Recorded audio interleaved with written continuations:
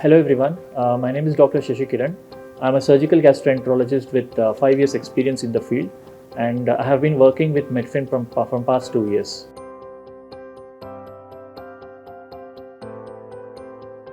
Coming to the do's and don'ts in patients with gastroesophageal reflux disease. So if we are medically managing the patient, so patient has already been started on proton pump inhibitor. So there are certain food habits or the lifestyle that is known to increase the amount of reflux that is happening. Coming to the food habits, most of the kind of food which we crave, which we want to have, those are the types of food which cause gastroesophageal reflux disease. The food being the fried food, fatty food, chocolate, carbonated drinks, citrus fruits, food related to tomato, then smoking, alcohol. So these are the kind of food habits which are known to increase the reflux that is happening. So they tend to decrease the lower esophageal sphincter tone or decrease the motility of the stomach. So these are the kind of foods that should be avoided. And the second thing is lifestyle modifications. One important lifestyle modification that is known to decrease the gastroesophageal reflux is reduction in the weight. Obesity is a major risk factor for gastroesophageal reflux disease.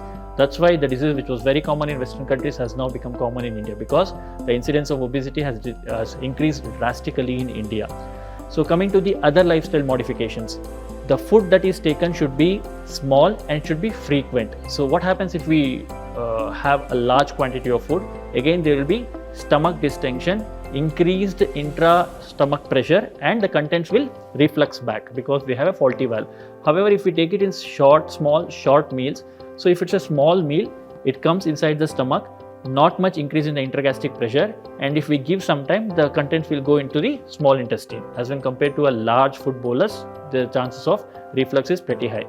The next lifestyle modification is we should not immediately lie down or sleep after having food, because we give it some time for the food to pass. If we are in the standing position, because of the effect of gravity, the food, esophagus, stomach, even if the valve is faulty, it will go down because of the effect of gravity.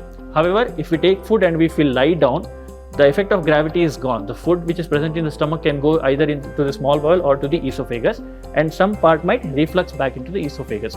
That's why we have food. Give some time for stomach to push the food into the small intestine, so the food from the small intestine doesn't come up again. So that's why some 2 to 3 hours interval should be given before you go to sleep after having food. So these are some lifestyle modifications that can be done to prevent the amount of reflux that is happening. It cannot completely prevent the reflux, it will decrease the amount of reflux that is happening.